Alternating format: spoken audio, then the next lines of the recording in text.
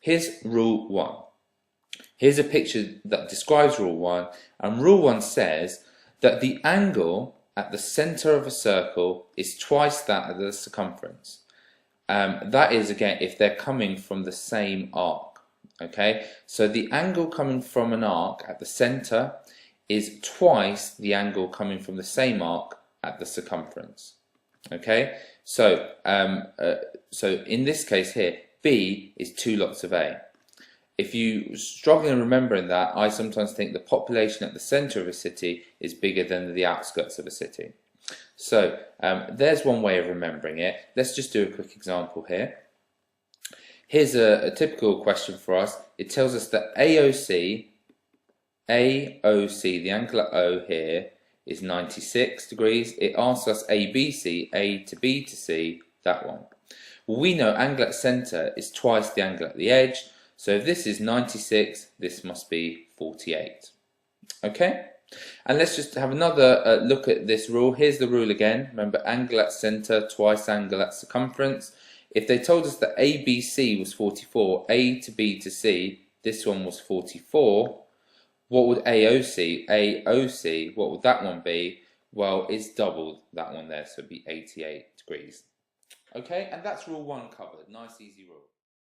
Rule 4, there's a picture for rule 4, and what rule 4 says is opposite angles in a cyclic quadrilateral add to 180. So opposite angles, the A and the C, add to 180, and the D and the B add to 180. And that's written there. Now, what does a cyclic quadrilateral mean? A quadrilateral has 4 sides, and a cyclic quadrilateral is one whose corners are on the circumference of a circle. So whenever you see a 4-sided shape whose edges are on the circumference of a circle, you know that the opposite angles must add to 180. Okay, so let's try and use this example here. It tells us that ABC, A to B to C, is 84. And it tells us that B to C to D is 102, B to C to D is 102. And it asks us CDA, I'm going to call that X, and it asks us DAB, I'm going to call that Y. How would I work those out? Well, we have a quadrilateral whose edges lie on the circumference of a circle. So we know that this rule about opposite angles must add to 180. So Y must be whatever number it takes to get that to 180, so Y must be 78 degrees. And similarly, X must be whatever it takes for these two to add to 180, and it would be 96 degrees. And let's just take a look at another type of question with this rule.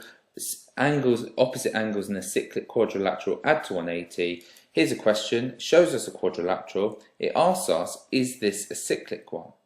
I.e., could I draw a circle around this so that it perfectly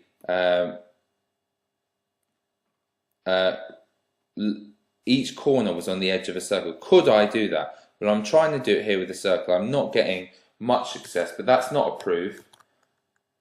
That doesn't tell us anything. What we do know is if it was a cyclic, the opposite angles had to add to 180. Now that one and that one add up. When you add them up, they add to 179 degrees. They don't add to 180, so they can't be cyclic. So the answer to this is no.